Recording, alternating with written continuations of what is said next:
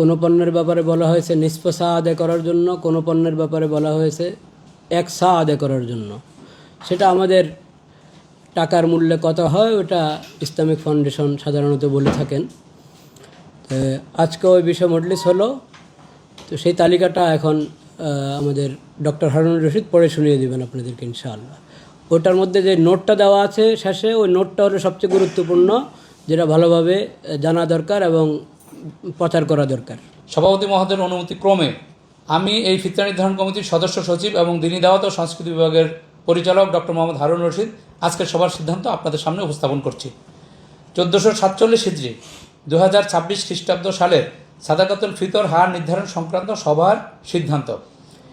এবছর সাদকাতুল ফিতর হার নির্ধারণের জন্য ইসলামিক ফাউন্ডেশনের বিভাগীয় কার্যালয়সমূহের মাধ্যমে দেশের বিভিন্ন অঞ্চল থেকে উন্নত মানের গম, আটা, যব, খেজুর, কিশমিশ ও পনির এর খুচরা ও পাইকারি স্থানীয় বাজার দর যাচাই করে সাদাকাতুল ফিতর হার নিম্নরূপ নির্ধারণ করা হলো।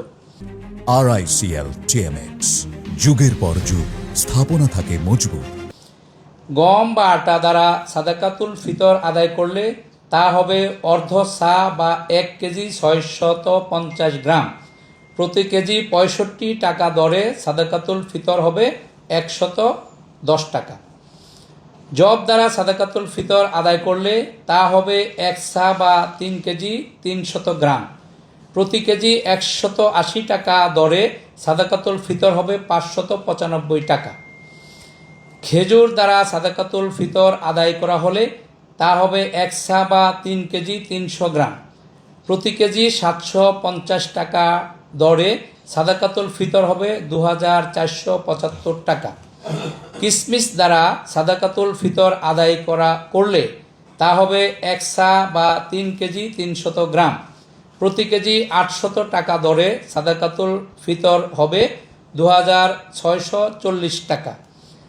পনির দ্বারা সাদাকাতুল ফিতর আদায় করলে তা হবে 1 সা বা 3 কেজি 300 গ্রাম। প্রতি কেজি 850 টাকা দরে সাদাকাতুল ফিতর হবে 2805 টাকা। উল্লেখ্য, যে কথাটি আমাদের সভাপতি মহোদয় বলেছেন গুরুত্ব সহকারে, দেশের বিভিন্ন অঞ্চলে উপরোক্ত পণ্যসমূহের স্থানীয় বাজার মূল্যের তারতম্য রয়েছে। তদ অনুযায়ী স্থানীয় মূল্য হিসাব করে তা পরিশোধ করলেও সাদাকাতুল ফিতর আদায় হবে। মুফতি মোহাম্মদ আব্দুল মালেক, খতিব, বাইতুল মোকাররম জাতীয় মসজিদ ও সভাপতি, জাতীয় সাদাকাতুল ফিতর নির্ধারণ কমিটি।